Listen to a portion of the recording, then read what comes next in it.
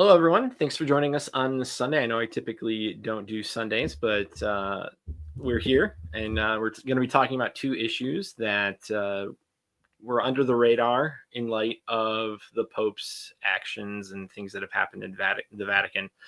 I'm here with TLM Ryan, and he's been nice enough to be with me tonight.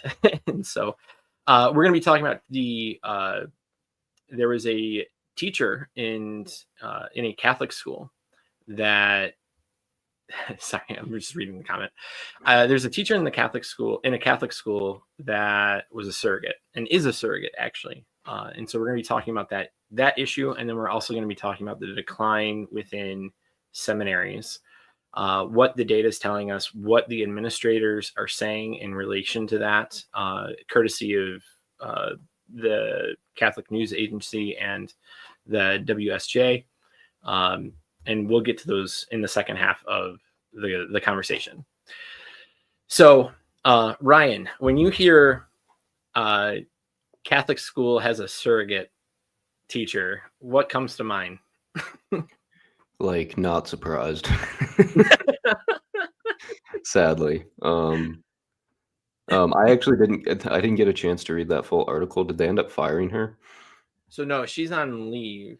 And I thought it would be interesting because of your background, your professional background, not to get too involved with it and not to give advice, obviously, but just to give your perspective because she's a kindergarten teacher. Okay. In fact, I'll because I'm using the New York Times, I want to make sure I'm posting it. So this is from Camille Baker. This is the teacher. Catholic school teacher says she was suspended for surrogate pregnancy. Mm-hmm. So this gives the summary. A kindergarten teacher at a Catholic school in southern New Jersey was told she might have violated her contract according to an email shared with the New York Times. And she's shared it with a lot of people. Like when you look this up, it's everywhere. It's kind of like when you hear of when you hear what was it? There's a big thing for me when I was in college. Like there's a lesbian that got fired because she got married in Ohio, and it was like a huge deal, and everyone was making a stink about it. And it was like, okay, well, like that's just obvious Catholic teaching, like not okay.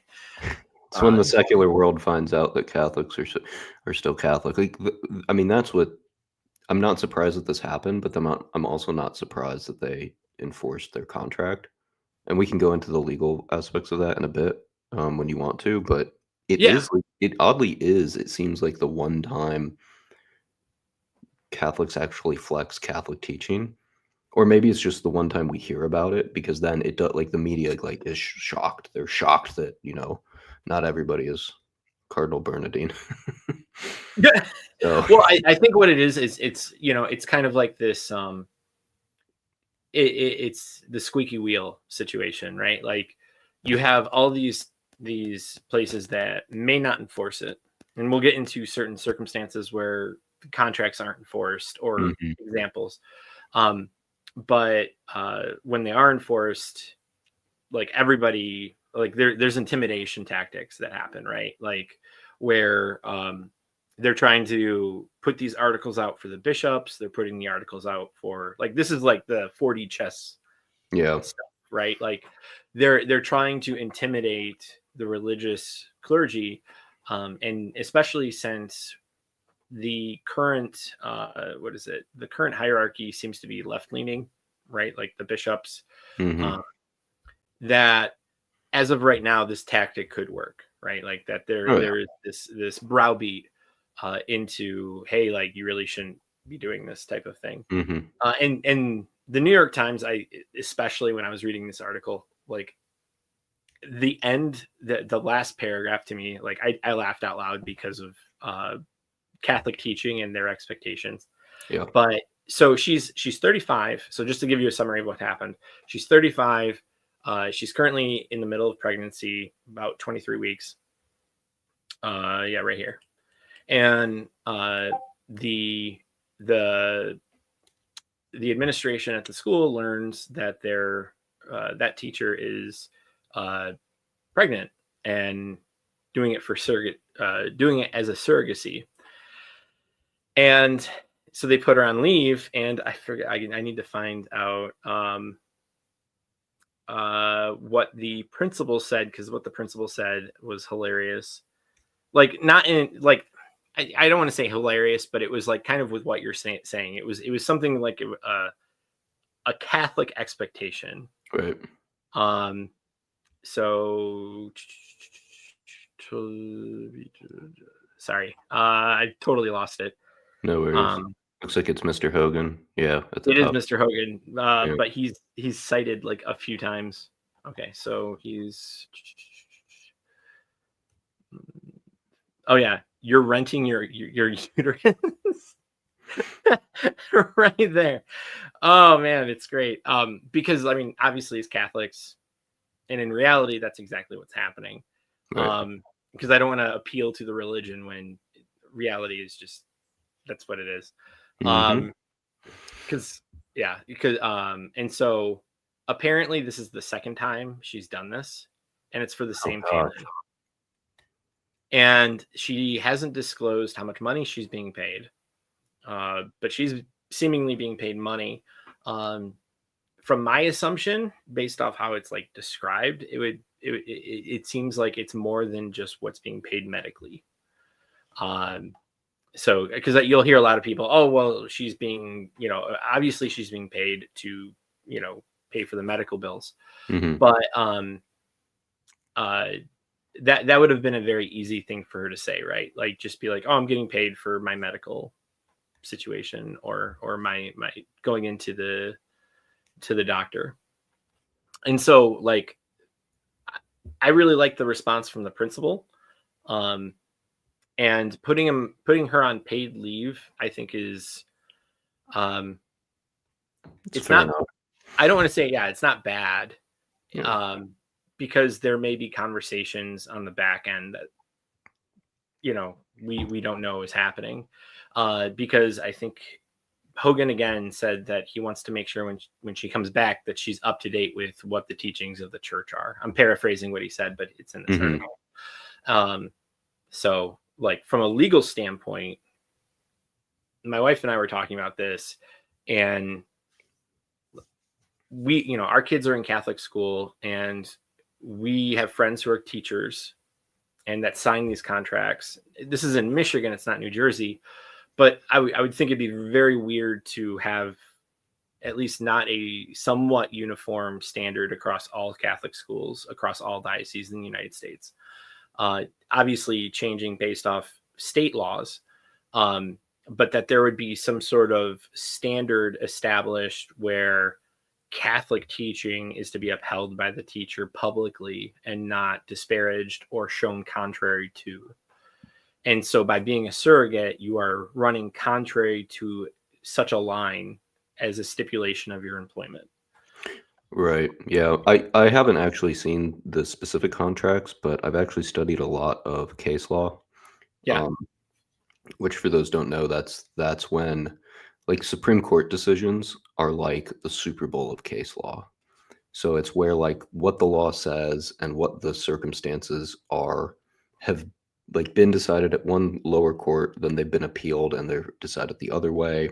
Mm-hmm. And so the judges are trying to figure out like, okay, what is the standard here constitutionally, generally? I mean, Yeah. particularly for Supreme Court decisions, for something like this, which is a religious freedom decision, this is all constitutional law. Right. They have ruled, they being lower courts as well as the Supreme Court, have repeatedly ruled that religious schools in this scenario do have the right to terminate teachers who I mean they take the government completely out of it. I'm paraphrasing a bit. I mean, obviously these court cases are very long and there's like Yeah. Yeah. there's some guardrails that they put up, but like most generally, a religious institution can enforce, this particular case. So if they were to move from paid leave to termination of her employment, she's not going to be, I mean, she could sue, but she'll lose, right? Right. Um, like I wouldn't, if I was a plaintiff's attorney, I would be like, I would have my law clerk look up all the cases and be like, yeah, we have no shot. So this isn't like, I mean, the one I studied in school, because it was particularly I would say not egregious to the Catholic sensibilities, but egregious to the secular mind Yeah. was I don't recall the full details, but it was something like, I mean, pretty mild by secular standards. Heterosexual, the um the female teacher was, I believe, engaged or maybe got divorced. Like it was like pretty common. Like we're not talking like surrogacy or like NFP, like none of this like kind of out. I mean, quite frankly, all this new stuff is quite outlandish. This was like a pretty general like heterosexual relationship that I think she either got divorced or I don't know, something like this. And Yeah. she got terminated for it. Um or it might have been that she got pregnant out of wedlock, like one of the two, which like is so common. Like a divorce or like a premarital pregnancy is so common in the secular world these days. Right. But they terminated her over this. And this wasn't like in the 70s, right? This was, I believe, in the late 2000s. Same Yeah. thing that you're seeing here, like a ton of media news, a bunch of this. And because I think it was a little less, like it's not like that she like did the sacrifice to Moloch, right? Like it wasn't one of those Right. super hot button topics. She did get a plaintiff's attorney and she lost. Um, And there was something to do with her wedding ring too. It was very strange. Like I think she removed it, and they got like that's how they found out because like, she wasn't wearing her wedding ring anymore. And they're like, "What's going on?" And yeah. Yeah. So the point is that like the courts have over and over, and it's always the Catholics. I mean, I'm Yeah. not kidding. Like I don't know of case law that was on a Protestant level, but the courts have ruled over and over again and sided with Catholics. I mean, you see this also in insurance plans where Obama always wants to force the nuns to financially support the sacrifice to Moloch. And Right. these nuns have been in court, and the courts just continue to give Catholics the win. So it's pretty well established in American jurisprudence that this is permissible. So if they want to fire her, they're not going to have legal lawsuits from this, or at least not successful ones. Um, Right. it's kind of surprising. I mean, we're so used to the culture being so against us, but so far still, the Supreme Court has continued to uphold Catholic rights to enforce Catholic teaching. Yeah, and I would be kind of surprised with the current with those currently sitting on the court for them to flip. No, they won't. There's no way. Yeah, I like mean, that would be a shock to me. like yes, they are Catholic, but they rule as impartial judges, and our Constitution is just very much on this side. Right. Like these Supreme Court decisions were made when the Supreme Court was less friendly to conservatives than it is now. Right. And just to backtrack a little bit, because I talked about the money and being paid. In the article, it says citing the terms of those contracts. That's why she can't say it. So she's not Interesting. able to. So that's what she's saying. And so I don't know what that could be. The New York Times goes into saying it could be 50,000 plus medical expenses, or it could be just the medical expenses. Oh, the surrogate, the contract with the surrogate. Yep. Yeah, there could be like some confidential clause that says, non-disclosure, don't talk about this. Right. Yeah. And just say hi to Hayes. He's in Australia. So thanks for joining us. On the other side of Monday. So if you don't know, the reason why surrogacy is such a problem, because I know we've been talking about surrogacy, the reason why it's such a problem is twofold. It separates the not the unitive. Well, it does separate the unitive and with the sexual act between married couples, right? Like, so she didn't, let's see, I don't want to say anything about her. So there's that. It splits the unitive aspect of the married couple. And then it also is typically done with in vitro fertilization, which is inherently wrong because you're sacrificing potential, like not potential humans. So typically in vitro fertilization is not done with one, but it also Well, I guess I'm talking about the Like same thing. I'm sorry. 20 die, roughly speaking, like 20 die for every one that's implanted. Yep. Yeah. And it basically turns out to be you're sacrificing the 19 for the one. So there's multiple layers of this that are wrong. So that's the problem. I know I didn't say it as well as I could have, but that's It's just weird, man. Like you think yeah. about it, like, ugh. I mean, And I didn't Michigan, actually, if you don't even know those details and you hear about this, like my initial reaction was that's weird. And I didn't know yeah, initially why Catholics were like against it, but I was like, yeah. I mean, good for them because this this stuff's weird. And then I looked into it, and then it gets demonic. But it's just like, yeah, your red flag should go up as soon as you hear about this stuff. It's strange, like Frankensteinian type science. So there's also just this is the last thing I want to say for this particular topic. So there's the Rachel Laser, sorry, a lawyer and the president of the nonprofit organization Americans United for Separation of Church and State, which I'm going to assume based off how she comes from, the understanding of separation of church and state is the reverse of the It's no religion anywhere. Right. And so later, so it's very obvious that she just says, I'm concerned about this, like that's just basically what she's saying. And then she says at the end, what is it next? If you find out that a teacher at a Catholic school whose job touches on religion is using birth control, is that going to be grounds for firing? And I'm like, yes. Like it doesn't actually, she doesn't even need to be teaching, she or he teaching anything at a Catholic school. It doesn't need to be religion because they all sign it. Like they all sign the same document. So it could be a math teacher that does it. So no, it doesn't need to touch on religion.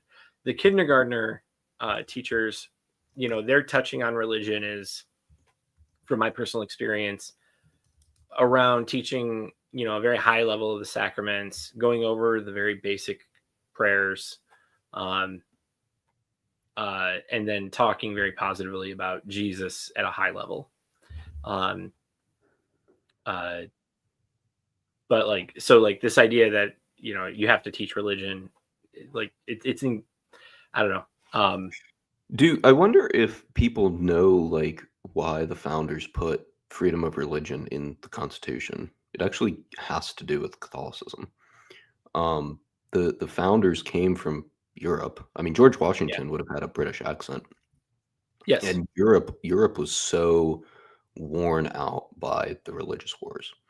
Atheists always say, like, if you had no religion, there'd be no wars. We all know that's not true. Like, Bishop Barron has cited that only like 3% of wars are religious. But in this case, we had a few, and it's the 30 Years' War and the 60 Years' War. Yep. They started religious. They really started to get political because, like, then the Catholics like joined with the Protestants, and it just. Yep. But they were initially the powder keg for that was the Reformation, and if you lost, like your village would just be forced to convert to whatever prince. Like if the prince was Protestant, like okay, now we're Protestant, and the founders hated that, and they had seen like this was like one of the first wars where people like civilians died, like and on mass scale in Europe in the Middle Ages.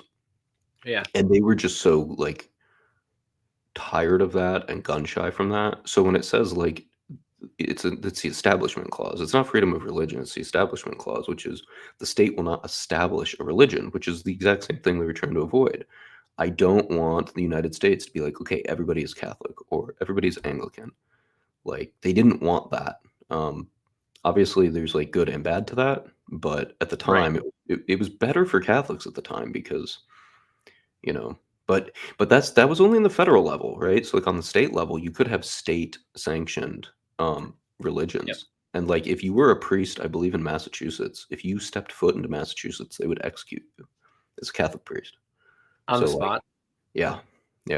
Wow. I don't know when that ended, but yeah, that was the thing. And then like, people look at what were the names of the original states. One of them was Maryland. Yeah. It was Catholic. It's Mary's land. Yeah. So it has nothing to do with what the liberals today think it is, which is that like you can't have the 10 Commandments in a school. It's like, no, you just can't say that like Pentecostalism is the official religion of the United States. Yeah, and what is it? So following up with what you'd stated, like you don't know when the state professions of faith stopped, like for the So original 13. So there was a court case that because when the Constitution was originally ratified, all of those like bills of rights that only pertain to the federal government. So Yep, states could do whatever they wanted. Like, and it was roughly speaking. I don't have the again. I'm going to be very roughly speaking here because I that's haven't fine. Yeah, yeah, fully researched the dates. It's roughly speaking after the Civil War, right? Because that was the whole thing. I mean, the Civil War was over states' rights. yep, And the southern states wanted to do more than independently than the northern states were willing to do. And so after the South is defeated, parts of the federal Bill of Rights gets incorporated into the states, where the states kind of, and again, this is very splotchy though, because they started this with like emancipation amendments, yep, but they didn't do it with every amendment. And slowly, roughly around like the 1960s, 70s, 80s, do we see more and more court cases trying each particular amendment, saying a state violated that.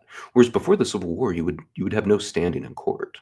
Before the Civil War, the understanding of the Republic was that the federal government is restrained, states can do whatever they want. And yep, if you read like Civil War soldiers, they talk about their state as their home. They would yep, never have considered the United States their home. It's more like the EU today, where like a Frenchman will say, I'm French, I'm from France. And he kind of understands there's like this European Union that's a like kind of an umbrella that's there. I mean, they're getting more intrusive now, but right, a few years ago that was the notion.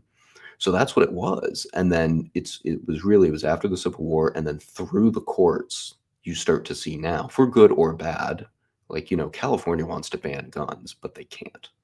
They can right. only put like I think 10 round magazine limits, right? Like they were kind of smacked down, like, hey, this violates the Second Amendment. Whereas before the Civil War, they could have banned guns if they wanted to. That you just couldn't. The United States, as a federal agency, would not have been able to do that. Yeah, and and I just as the last point, because I really appreciate this stuff, like the historical context, because it's now being brought brought into the public square in a way that is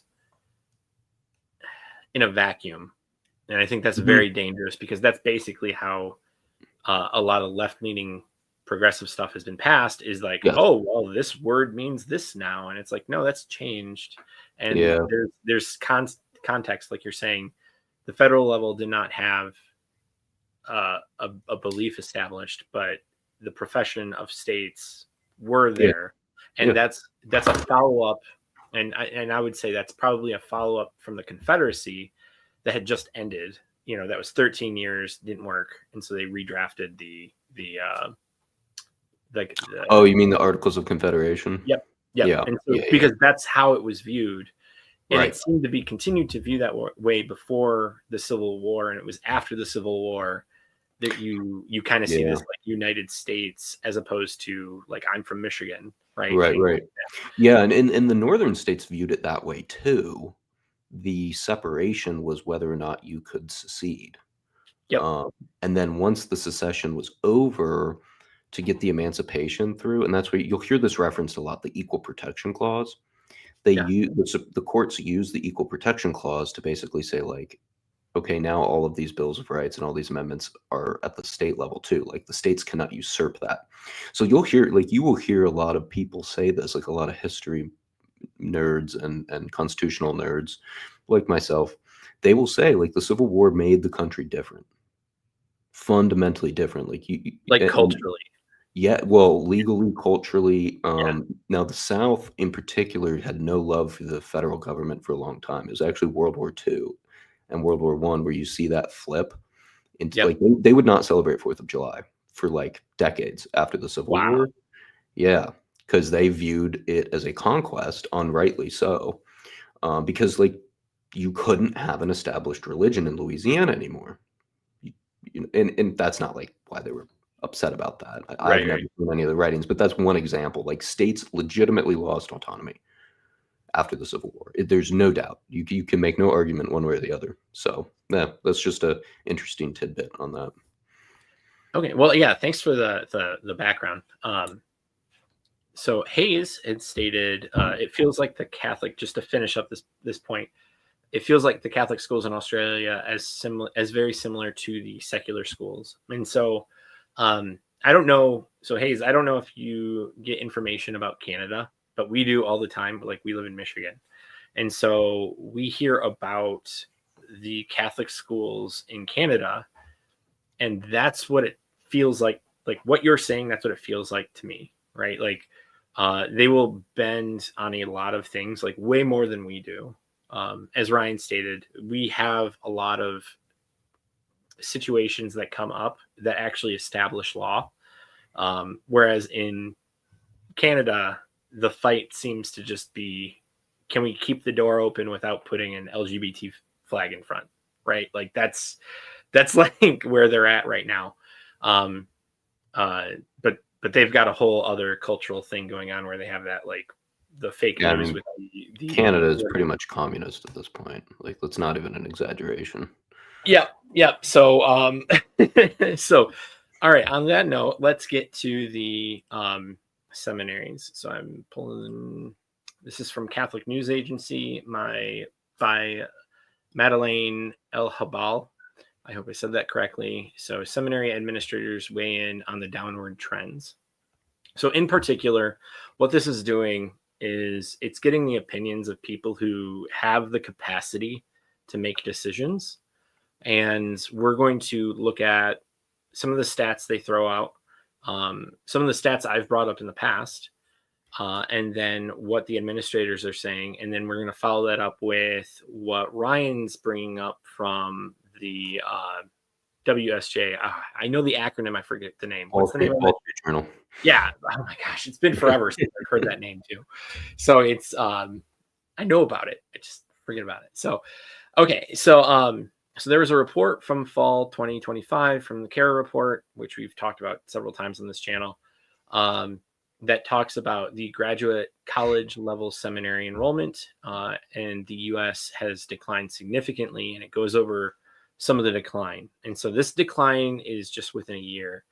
So from 2024 to 2025, it went down 6% in the college seminary from 889 to 840. The graduate level dropped 8% from 2920 to 2686. And then high school seminary enrollment rose by a whopping 2% from 295 to 300. And I'm sorry, it just makes me laugh because that is so low.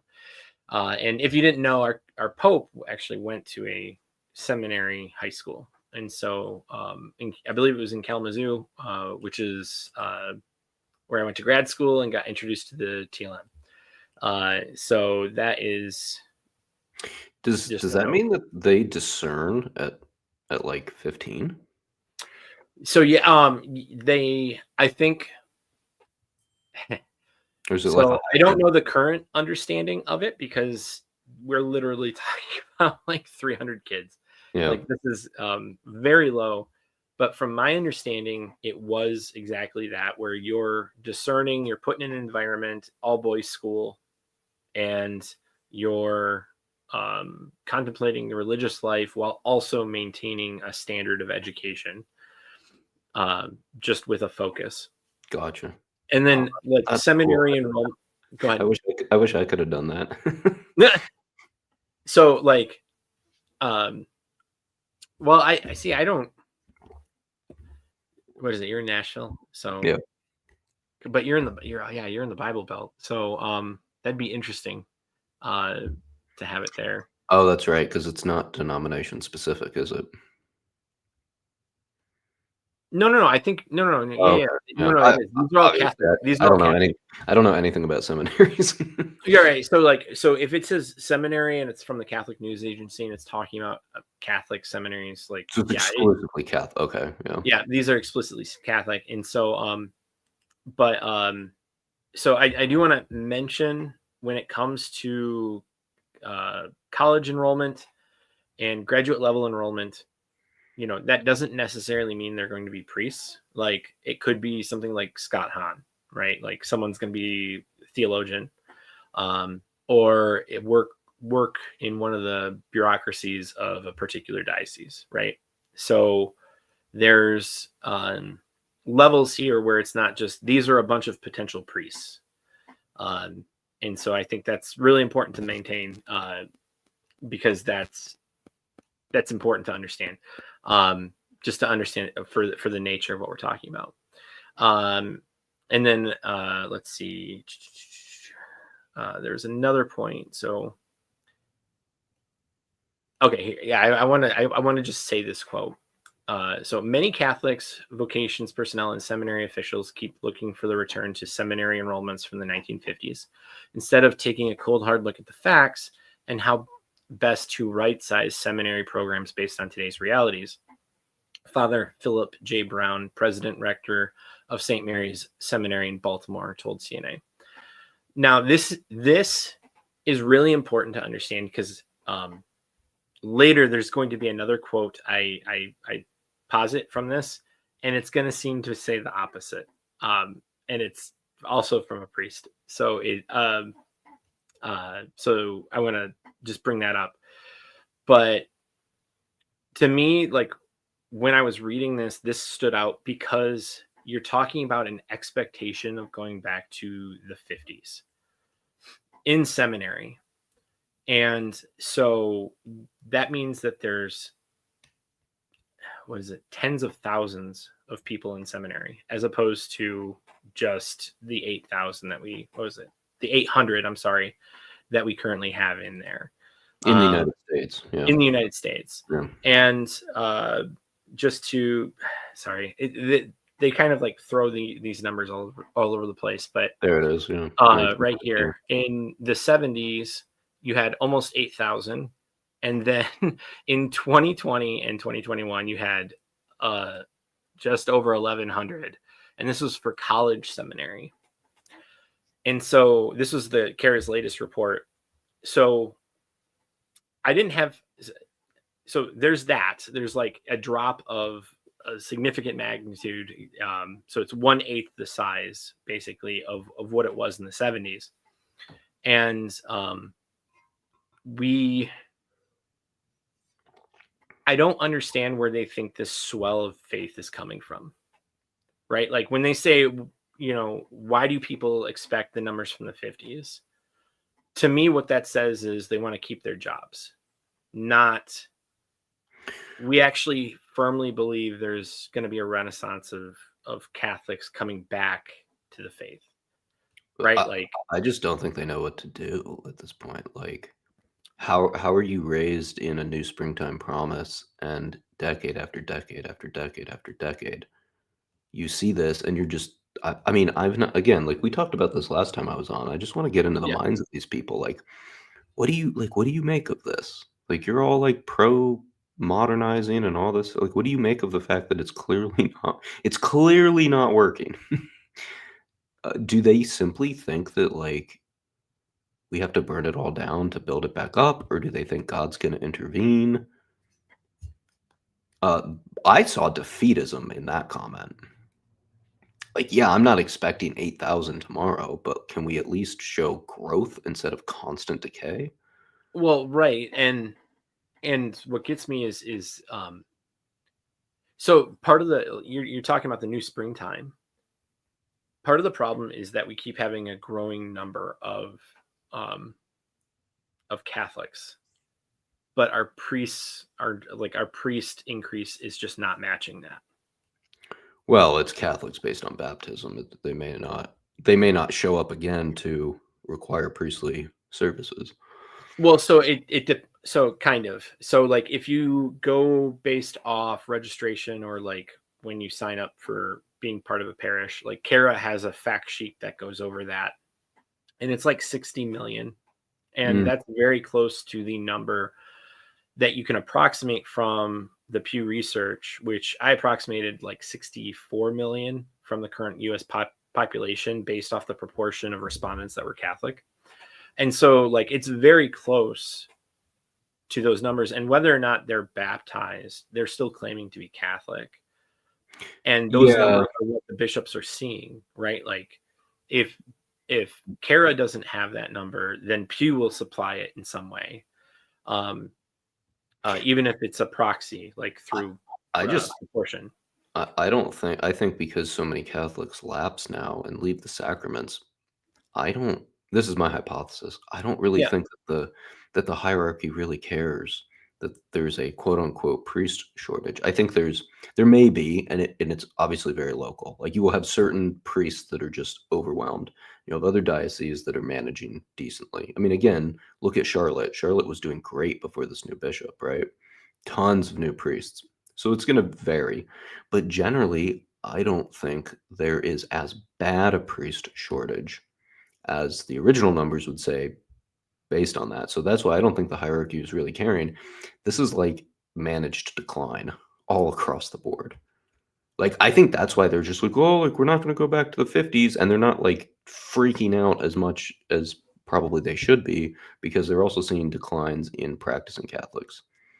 Well, so just to push back a little bit on that. Go ahead. So the video that I did where we don't have enough priests for confessions,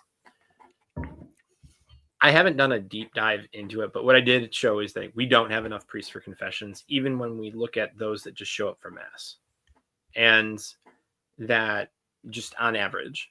And when you try to, what is it? Like, there's a potential factor that the number of priests that we have are part of the reason why we don't have as many active people. And that goes into the like psychology of dynamics at just a parish, right? Like, is your parish a religious CEO, or is he someone who's actually like my priest who came over yesterday, had dinner with the family, and my kids? Yeah, like the good old days. Yeah.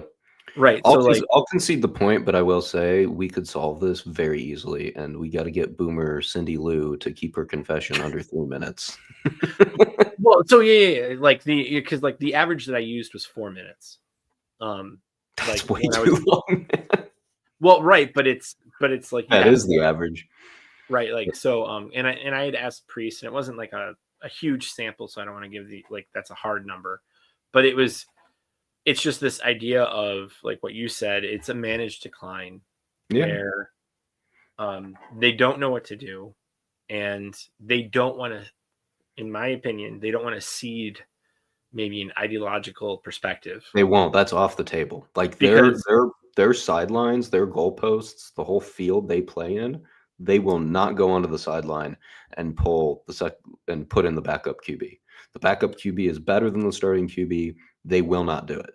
Like they will not turn to tradition. Well, right, because like the what is it? The previous video I did, or I'm sorry, not the previous video I did, but I did another video, and I'll just show it here just to because we're talking about it. So let's see here. So just to let you know, this is for why you as a Catholic should care about the priest crisis. And I go over why we're in a priest crisis, Vatican II implementations, and when you're looking for effects like this, when you would expect to see them, and you see them about a generation down. Although we see with this graph, we see it faster. I just wanted to point this out because it goes with the numbers that we just talked about, is that for high school, you had over 16,000 seminary students at the high school level in 1967, right? Like that is crazy high compared to the 300 that we have now. And then for college, we had about 13,000, and for pre-theology and theology, we had 8,000, which is about what the number stated in the 70s. And then you just see the drop off. But I just wanted to population doubled in that time. Yes, that's or tripled. Exactly, because like what you get is you get so just to you get this, right? Mhm. So like the Catholic population is going up, but the decline in priests is going down. And so the graph, like when you put the graphs over each other, it's an inverse. There's this inverse dynamic that's happening.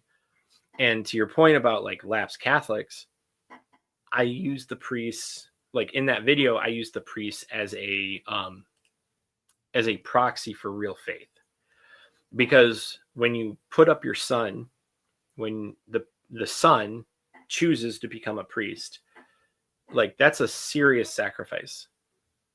That takes a lot of faith to do. Like I'm on the right path. God is calling me to this path and I'm going to take it. I have, they may not have the support of their family, but It is totally more commitment laden than yeah, like picking a major.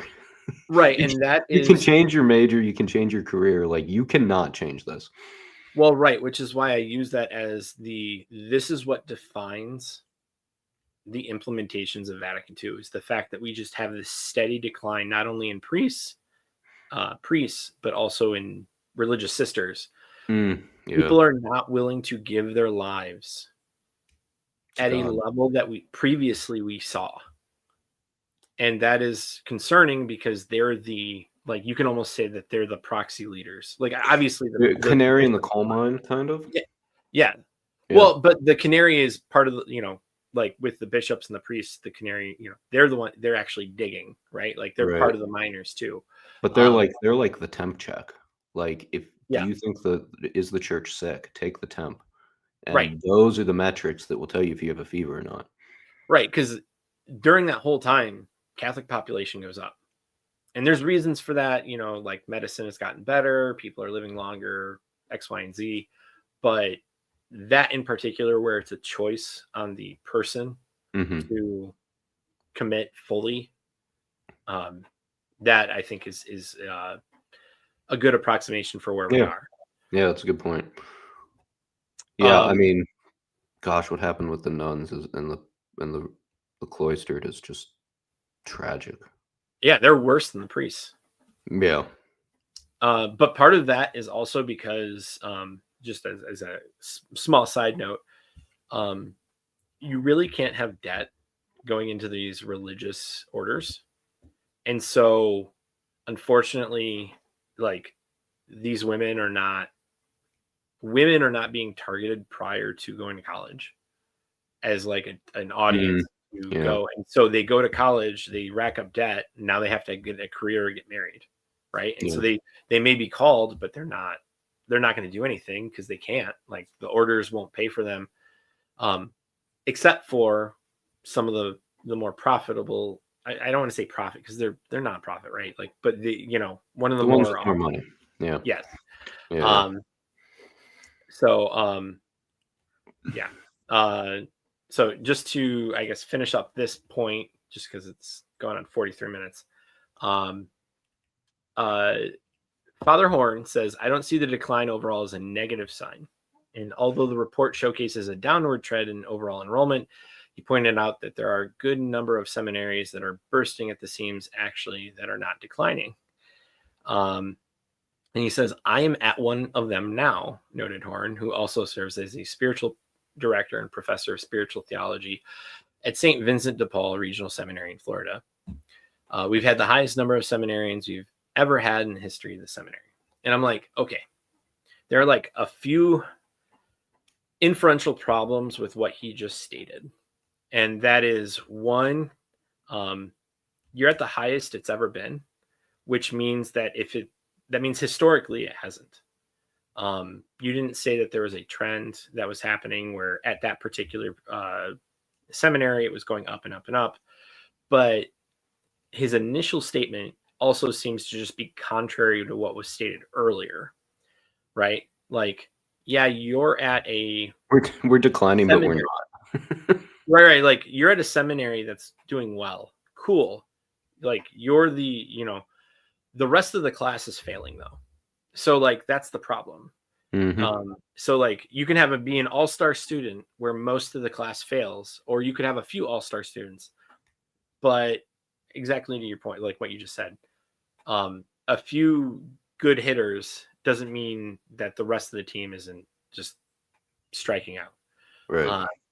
And so that's the problem, is that I think Father Horn, with all due respect, has a unrealistic expectation, and it seems to be based off the information given here, his personal exposure and what he is seeing on the campus that he's at, which is a horrendous understanding of how you like analyze any trend. The anecdotal feminine, the feminine anecdotal like vibe that gives me. No Like, offense I to mean, him, yeah, but I'm like, that's the problem, is it's anecdotal. right.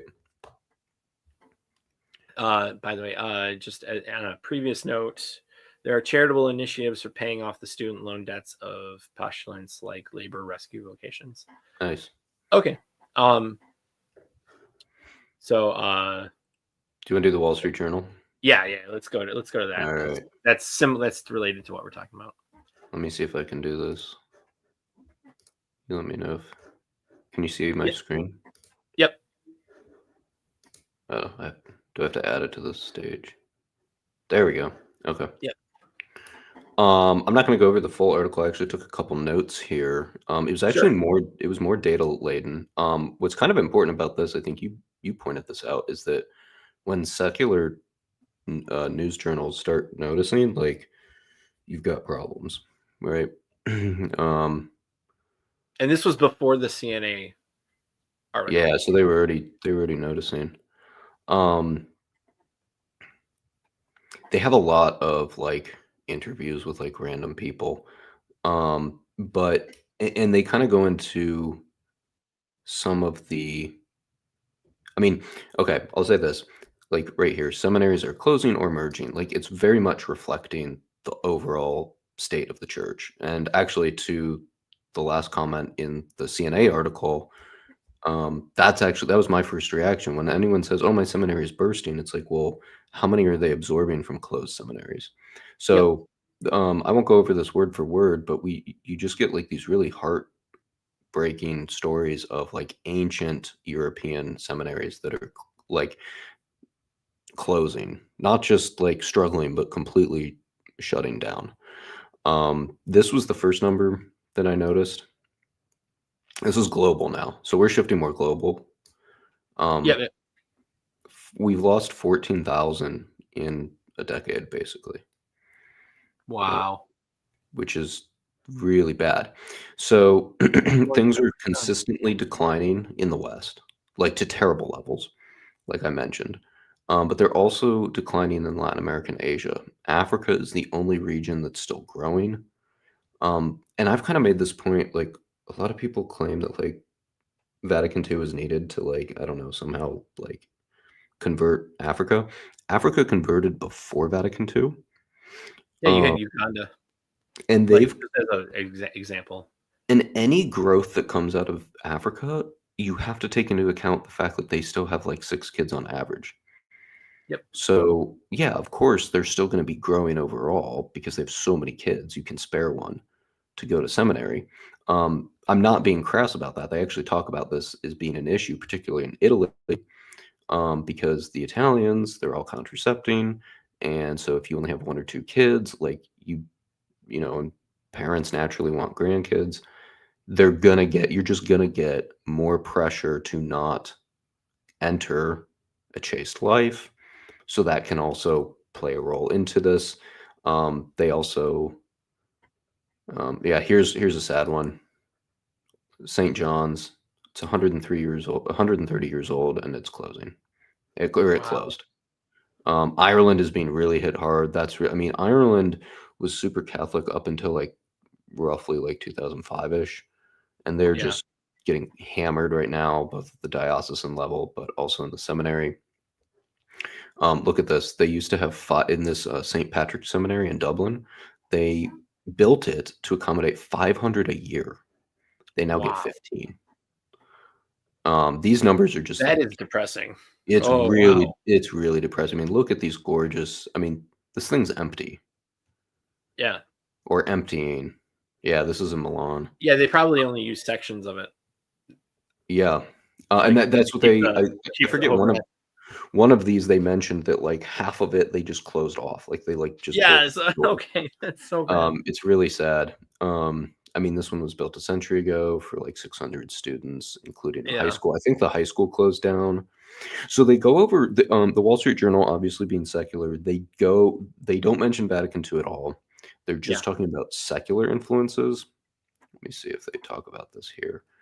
No, this is just some guy that they're featuring. But some of the reasons that they offer from a secular level, which is not for nothing. We do have to actually like we can't blame Vatican II for everything.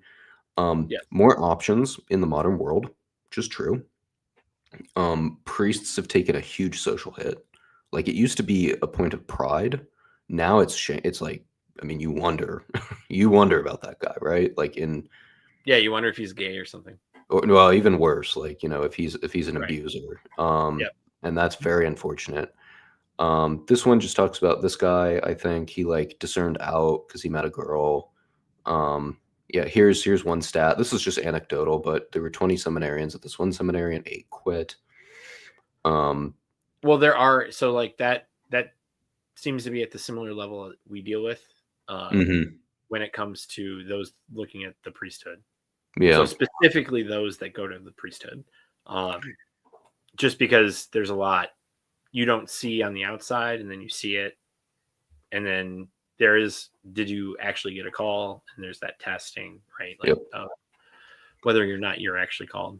Yeah, so that's fine, but that's just, that was just what they were talking about there. And this section of changing church, it really just Cliff Notes version is that if you're in a Western country, you're probably not going to have a European priest anymore, and you're probably not even going to get a Latin American priest. It's probably going to be African priests.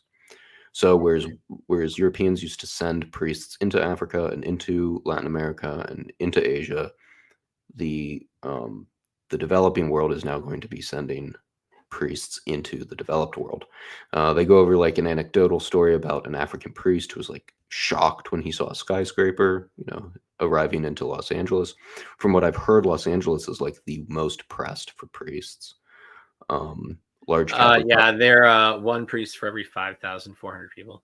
Yeah, I went over. I actually cherry picked them specifically because they're the biggest archdiocese, yeah, and I showed how terrible, like in terms of confession, how it's just completely unrealistic for them to do that.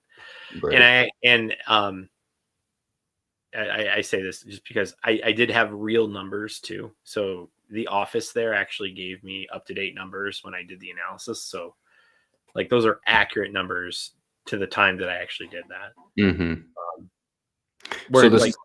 yeah, go Oh, ahead. sorry. Go ahead. No, go ahead. I was just This. saying like they have the worst ratio between Right. priest So this to guy, lay. this priest came to the rescue. He was the one who was featured, saying that he was right here. Yeah, Yeah. he recalls being astonished when he landed and saw the first skyscrapers. So that's kind of the future of the church, like in terms of demographic. But what was, I generally don't delve too. This was the first time I've delved into priestly shortages and numbers. I've been my research is mostly in terms of like laity. Yeah. The one thing they cited here, and I think it's back up here, is that they also touched on a decline in Catholic practice, and it got really sad when I'm not going to actually probably be able to find this, but I Yeah. remember what they said. They said it also is following the trend of decline in the faith overall. I'll stop sharing because Yep. and it said that in Italy 50. So it always goes back. It was interesting. This article always cited 50 years ago, which is roughly around the time the Vatican II changes started being implemented. Yep. And the article said that 50 years ago, like everybody in Italy was Catholic. I'm sure not everybody, but like Right. 98. It was very high. Yeah. It's now at 2/3. So in just 50 years, that's like 2.5 generations. You lost a third of a religion that like, and I've mentioned this, I think I mentioned this on a New Crusade, but I'm like, look, I'm a convert, but like knowing my family history, my parents lapsed. And because Yeah. their ancestry is Italian Irish, they probably lapsed from a chain that stretches back to the Roman Empire. Yeah. Like the people who are leaving the faith in Italy are leaving 2,000 years of ancestral heritage of faith being passed down. Because like Italy was Catholic basically in the 300s, and now only 2/3 remain, and that's just in 50 years. So, anyways, not of those 2/3. Yeah, of those 2/3, only 9% practice. Right. So it's even worse. So I mean, it's really bad. But at least those 2/3 like made an effort to baptize them, I guess. Right. So I looked at that. I mean, I was depressed, so I needed a white pill. So I started looking into the traditional seminaries. Yeah. So none have closed. First off, they're not even close to closing. The FSSP is building new ones. The SSPX is probably building new ones. I actually just on that particular point. Yeah. Why don't they take the ones that are closing? Okay, so I actually have. Can I share one more screenshot? Sure, go ahead. Yeah. I had so I'm not like super in the know on how these things work. But someone told me this. I'll put the tweet up. Oh no, did I lose it? Here we go. Marcel. Yep. He says, this was in comment to your video. He says, I attend the TLM at the SSPX Seminary in Virginia. The current enrollment is so great that they had to send first years to the old seminary in Minnesota. So just because the SSPX hasn't built anymore doesn't mean they're not like shifting people around. Right. But eventually, it's important. So it's important to recognize that we're the traditional groups. Like, you can't just be like, well, they're not part of our like circle, right? Like, and so they don't. Rome disagrees. Well, but like, they don't want to admit it, but no. But like, what I'm saying though is like, because like people, and I'm only bringing this up because you cited SSPX. I know some people have reservations for using them as evidence, and it's like, there really is no reservation. They're not like, I have there's two parishes close to me. They're not actually parishes, but one rejects Vatican I. They are schismatic. No way. And then there's another one that is that rejects, I forget exactly which council or statement, but it was, I think, before Vatican I, and they call themselves Catholic, and it's on our, like, we have an entire webpage in the Archdiocese of Detroit where it says they say they're Catholic, they're not Catholic. Right. And they look like Catholics, but like, those are real schismatics, right? Like, so those are people who are really schismatic. The SSPX, they're in kind of like a haze, like we talked about before. They're officially irregular. Nobody knows what right. Like, but like, but they're not schismatic. Yeah. Right. But without going into all the nuance of what irregular means, to most people, like, that's like inadmissible, right? So like, that means I can't support the death penalty. Not to get into that. It also really, like, for practical purposes, it won't really matter too much because, again, what people are upset about, I mean, the SSPX do take issue with a couple things there, but most people are way more upset about the changes to the Mass, the changes to the calendar, things like that. Yeah, which Vatican II more or less didn't really deal with. They just said, like, yes, you could. Here's some slight guidelines on how you would maybe reform this. Taylor Marshall actually put out a great tweet about it when he was like, he put out like a picture of the council and he said, like, people think this is what you argue about.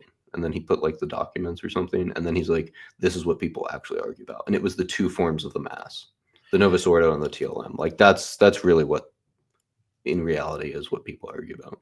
Well, and all the sacraments too, right? Like, all the sacraments got touched on it. And I would say they all got watered down.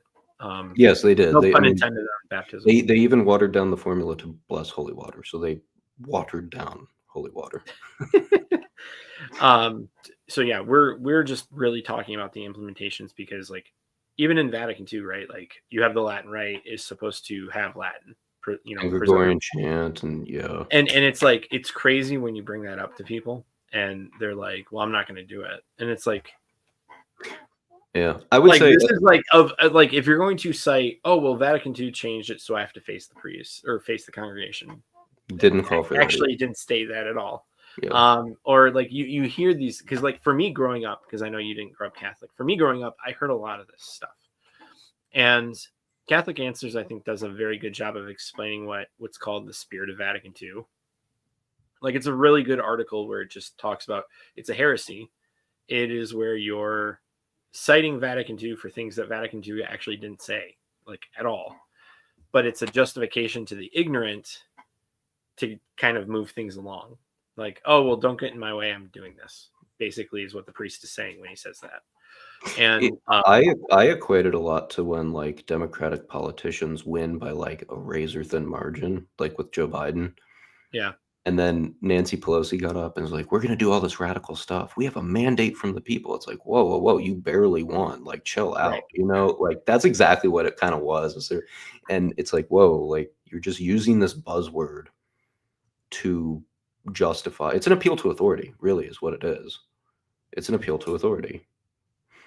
Well, yeah, and But the authority doesn't even state that, so it's very strange. Well, right, like the appeal to authority in this case is just if it applied, right? Like you cite the founding documents to justify certain policies, X, Y, and Z. But like, yeah, I remember just growing up and hearing that, and it was just like, okay, well, I finally looked in it and I was like, okay, well, why aren't we doing Latin? Like most parishes don't do Latin. And I kind of think that what Pope Leo is doing with promoting Gregorian chant is that even though it's obviously not the most well-known thing, but he is promoting Gregorian chant. He's talked about it quite a few times. Is that's a backdoor of getting Latin in, right? Because he knows I hope he knows most parishes don't have any Latin whatsoever. And so even at Catholic schools, like, man, it's like, yeah. So, sorry, you were going on. Yeah, that was a huge tangent. No worries. I mean, that's always like SSPX Vatican II. It's like these are the questions of the last 60 years. People are always going to want to wonder about it.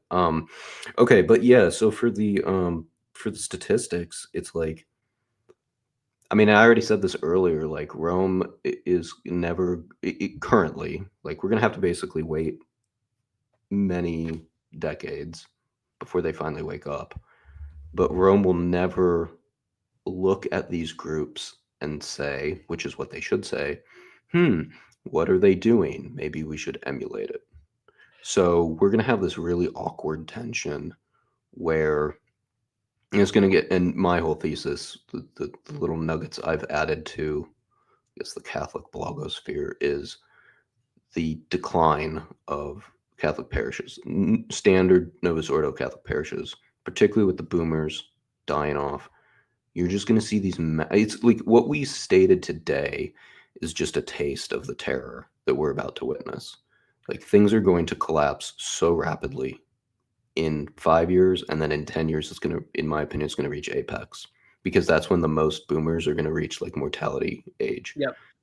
And I mean, it's going to be so awkward for Rome that is currently so dedicated to this. And you're going to see all the people who said, yeah, we're not dedicated to this, and we're going to stay in a pre-conciliar practice, pre-council practice. And they're going to be having all the success. And all the conciliar churches are going to be having just terrible black pill news. Well, right. It's going to be so awkward. and this is what gets me about this whole thing is that it can be adjusted. The whole thing can just be righted. And it's not like we don't know. Like one of the when I did the confession analysis, I cherry picked just to showcase a very good diocese, and that's Lincoln, Nebraska. Okay. Lincoln, Nebraska is amazing. Like it's like ratio of priest to laity. It's like 1 to 420. It's amazing. Like, that may seem high to some people, but it's actually like way low. Yeah, it's pretty good. It's actually really amazing. And I know that there are certain things within my archdiocese that there are certain policies that are trying to reflect policies and programs that are trying to reflect what Lincoln does, because Lincoln has this stellar way of bringing out really good, like, quality priests, and a lot of them for the population, because they only have like 78,000 people, yet they have like 177 priests, which is great. Like for as a point, Archdiocese of Detroit has 900,000 Catholics. We have 494. So like they're doing stellar compared to Archdiocese. Yeah. And so this idea of you take that example and you say, okay, what are they doing there? You take what we talked about last time we talked, which was the people who believe the Eucharist is the Eucharist. What are their practices and why are they doing them? Which fits very closely in line with what Lincoln's doing. Like Lincoln, I don't want to give the impression that Lincoln is this trad sanctuary. That's not what I'm saying. But they have a parish life for the average individual that's much better than Detroit. Right. Like significantly much better. And so, because you have to do everything. It isn't just the sacraments, which I do believe should be the first thing that's changed out of everything. Because if the source and summit is the source and summit, we got to treat it like it, right? And then from there flows everything else. And then you focus on the parishioners and how they intermingle. And that's not even introducing the problem that I think that is the two biggest problems that I'm going to be making a video on, which is one internal and one external, for retaining a parish's life, and that is changing priests around on random arbitrary schedules because nobody wants a cult of personality, right? That's the main focus. But what you do in that case, you create stepfather syndrome, right? Like you don't allow a relationship to actually be had. And the second is people aren't staying in their hometown. Like they're moving, and they're moving for jobs, and the priorities of like being around family are just not there, because they just move wherever they want to, wherever the job is, whatever they want to do. And it's not allowing us to retain a consistency in the parish. Yeah. Yeah, I mean, I think like we're reaching the levels where, because when the council reforms occurred, we were in a really strong position. Yep. And so, but we are now reaching a position where the Catholic Church is so weak and so decrepit that the differences between what works and what doesn't will be felt much more. Like in the 70s, if you did something that was like bad, like so many of these horrible masses you hear about. I mean, neither of us were alive, but we've heard the stories, we've seen the videos. You could get away with that. Like it wouldn't, like because you were so big, you like the decline would be masked for a while. Yep. We're not there. Like every little move in the wrong direction hurts, and it hurts a lot. So like in Charlotte, I think Charlotte's ground zero for this, where you have a bishop that's like iron fisting this. And it's like, no, we are going to stay with like, oddly enough, the reform. I call it the reforms of Vatican II, but like the 1970s versions of the reforms, right? Because that's the problem, is there's so many different versions of this. Yeah. That's kind of the version that people have the problem with. But he is saying, okay, we're just going to do it this way. Okay. Well, then you've got Nebraska is rising to the top then. Charlotte was doing very well. And they kind of had a Summorum Pontificum vibe, which is, it's very libertarian, essentially. That's what Benedict did. He just said, like, if you have enough people who want it, a priest can say it and nobody can tell them no. But I'm not going to ban the Novus Ordo. I'm not going to make Novus Ordo changes. Like, it was just live and let live. And Yep, really, you wanted to see which one would like mutually enrich, yeah, is what he called it. Like, well, he said mutually enrich, but there would eventually be, okay, well, which one is going to be the dominant? Like, given an equal playing field, which one would actually like promote more people to the faith? And I think what we're going to see is, even in an unequal playing field with Traditionis Custodes, tradition will still win. Because all the groups I've talked about, they're not diocesan. But then what you're going to have is, you're going to have dioceses like, and we talked about that in the first article, the priest cited, I didn't mention this, but if you notice, they identified him as a seminary professor or seminary priest in Baltimore. Baltimore has lost half their parishes since the council.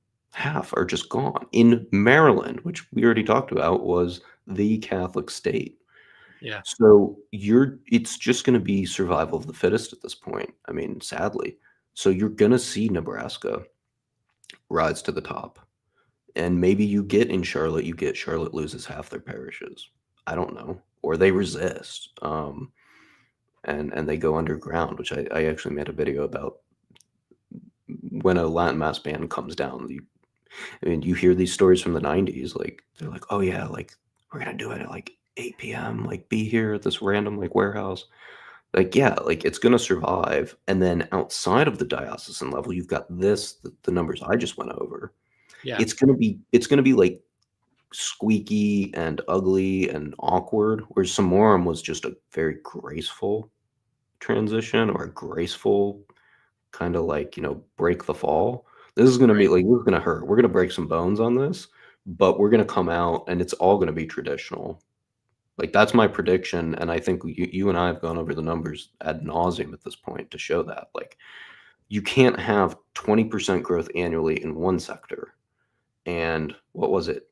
Losing 485 of your 500 seminarians in another sector. That's just not like, that's over 100 years, but like, yeah. So like, that's not over a different timetable, but it's but that's right, in 50 years. That's in 50 years. Yes. Yeah. Because the decline started in 50 years ago.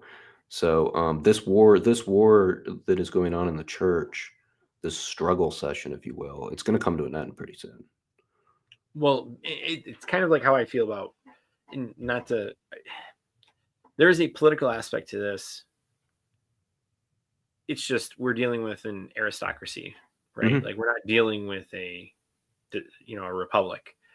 Like, I have a very big problem with a lot of the politicians in Congress being boomers, mm-hmm. because they have their own prejudices. They're not looking at the data now. Data's coming in too fast. They're not willing to adapt, and they're just sticking to loyalties that at times are just nonsensical. And sadly, that's like the state of the church as well. Mm-hmm. Right? Like, we just have all those same things are happening. Like the case with the blessing, right? Like, with the blessing of the iceberg, with Pope Leo, to me, that came off as a gimmick. That came off as very like outdated and like antiquated, not something that is going to appeal to anybody. I don't know who it appeals to. Al Gore. I mean, that was straight out of Inconvenient Truth that we were taught in like the 90s, early 2000s. Yeah, that's 25. And so, like, for me, like, I'm just like, okay, like, we don't need this anymore. Yeah. And I did like a little list too, because like I critique like St. John Paul II, like, kissing the Quran. Like, mm-hmm. Did that end with a bunch of conversions from Muslims? No. Like, in fact, now it can be used as like a negative, right? Yeah, like, it can be used as, even the leader of Christians kisses our book, and from their mindset, and it's like, it's terrible. I just get that thrown at me on Twitter. You know what I mean? Like, that's the only purpose it has served, is when I'm trying to talk to a Protestant about the unchanging faith that is the Catholic Church, some jerk just throws that up. And I'm like, oh, Well, crap. because I got to right, talk because about infallibility now. right, because like now what you have to He do, didn't you kiss it have to infallibly. explain everything. Like Yeah. you can't just explain, all right, well, this is just this one, like this. I saw this one person talk about, like I didn't like the fact that priests kept the Bible away from people before the Protestant Reformation, and I was like, well, like, did you take into account the printing press was coming, like transitioning into a major thing at that point, and that was like the main reason why that happened, and um then you have a bunch of other people saying things, and it's like what you're saying, it's like, okay, now I have to explain the whole religion because it's out in the public forum, and it's very easy to just dogpile someone with information it's not that it's, I mean, it absolutely, this is what it is, it's inconvenient because now you've taken something that, all right, this is like a 3-minute fix to, all right, this is going to take hours, if I was going to do it. And so you have to, obviously, having a family, like you have to take time, like, okay, well, I can't actually do that. It's interesting you say that. I made a really quick video on that. What to do when the Pope speaks error or does something weird, or says something strange. And this is it. It occurred because I was entering into the faith in 2020, and I knew Pope Francis was kind of controversial. So I asked he ended up becoming my sponsor. He was my mentor at the time. Interestingly enough, he went to seminary. He discerned out. And I said, so, I'd fire any question at him. I would just text him all of my doubts. Like, what about Mary? What about this? He was great. Like, I should probably publish all of his responses. But I did ask one about Pope Francis. I said, so what's the deal with Pope Francis? And he said, in the pithiest way possible, it just diffused the whole situation. I just moved on. I moved on to my next question. This is what he said. He said, for all Pope Francis has said, he's not changed dogma. That's all you got to say. Like, for as silly as it is to bless an iceberg, it's just the Pope's own personal faults that you're witnessing. Like, well, it's not prudent to do it, but he's not changing dogma, so who cares? Well, so I mean, I care, but I agree with I agree with you because like there are people who at least on X, came out and said, I was thinking between the Orthodox and the Catholics, and now like I'm leaning heavily towards Orthodox because they're not doing stuff like this, because it wasn't the blessing of ice or water frozen, right? Like a lot of people are like, I bless ice cubes and whatever, and it's like, no, that's not the point. It's the fact that it used climate justice. It used a political terms that are internationally known, that are more liberal or progressive leaning, that are problematic from a Catholic perspective. That is the problem with that whole thing. Yeah. So when you have Arnold Schwarzenegger coming up, and I saw this from Matt Walsh because I didn't actually see the Arnold Schwarzenegger thing. I looked at what he did, like what Pope Leo did, and then I just kind of stopped. I didn't watch anything else, but Matt Walsh, when I was watching him, like showed Arnold and how he appeals to, wow, you have so much power in number. And it really like drilled home the point is like, yeah, they just want us. Like they're not looking at us as anything more than numbers to push an agenda. Right. Not that we truly believe in Christ, that we want to do what's best for the earth, given that we're stewards, like, which is like the bare minimum when you're talking about climate, right? Like that's the easiest thing that you can just, no, we're supposed to be stewards and X, Y, and Z. That like that's the easiest argument you can make to a Catholic is from that angle.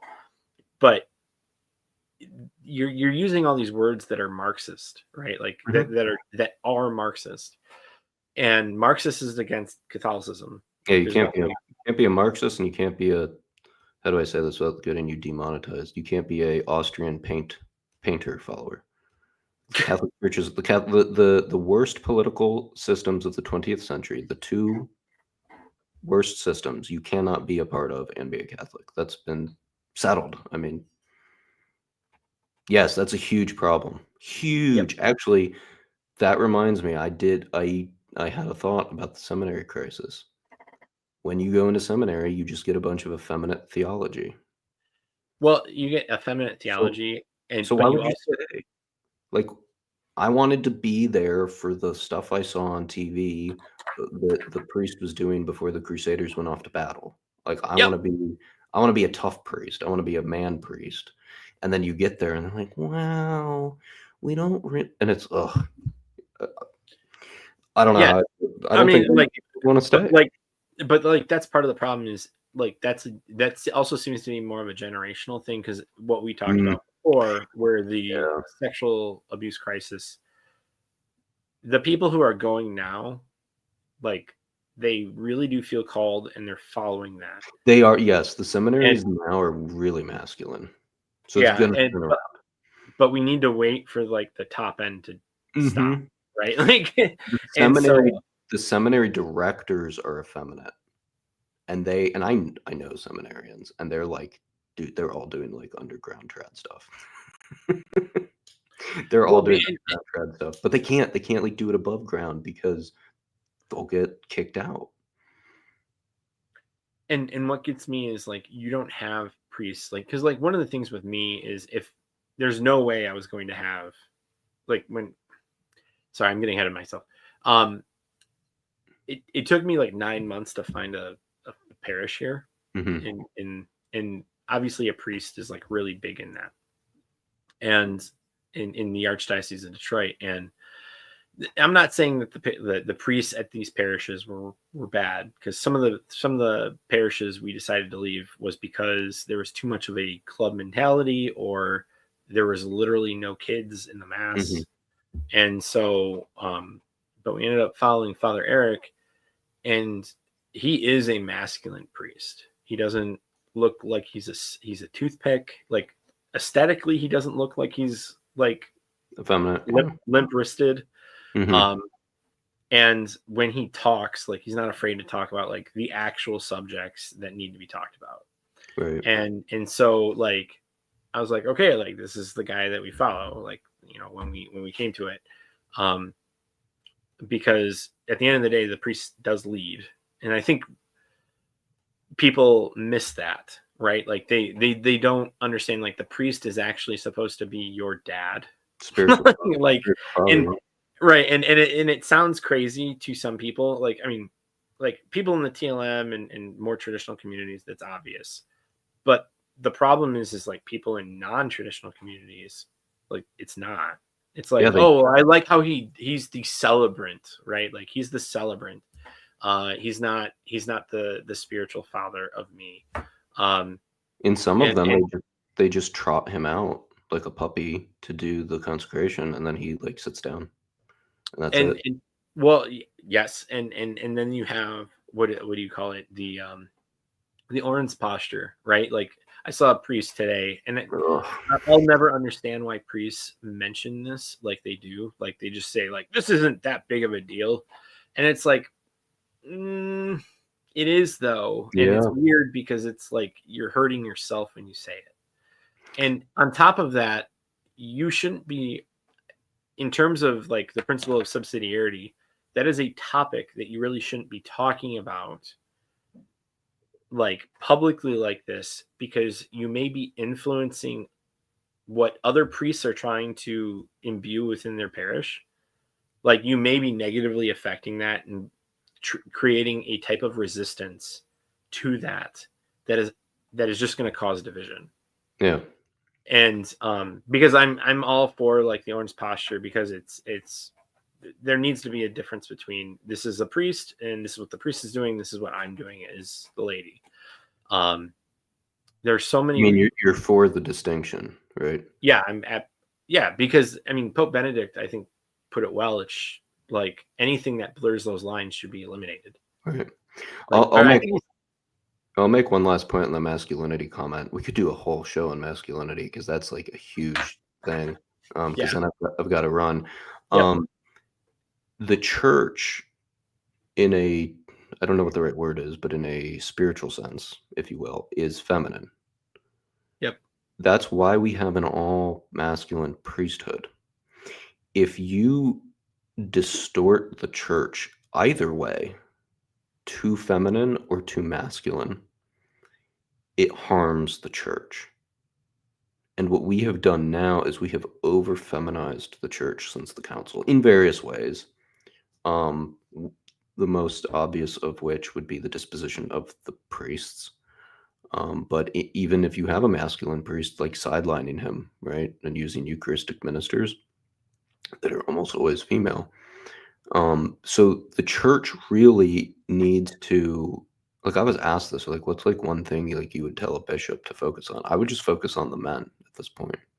We have focused on women both in Yep. the church and in our society for the past 60 years, and it's been a disaster. And especially for Catholics when the bride, it's called the bride of Christ. It is spiritually the feminine. So you must balance that with a masculine priesthood or it gets distorted. Catholicism is all about balance, natural balance, and we are out of sync. We are way too feminine. Yep. And it's even in very masculine priests, like look wise. A lot of them are like speaking in more effeminate Protestant friendly tones.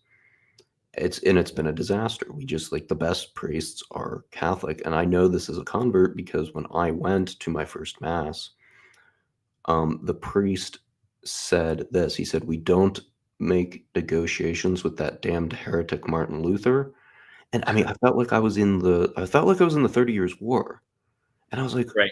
and like most people would think, like most of the leaders in the church today would think, "Oh no, like did that turn you off?" I'm like, "No, that made me like I want to grab what is that like super weird looking musket where you have to put it like on a stand and like Yeah. I was Yeah. like, get me one of those. Like let's go. Let's do this again." Like it was awesome to see Catholics be Catholic. That's what you want and you need a masculinity to do that.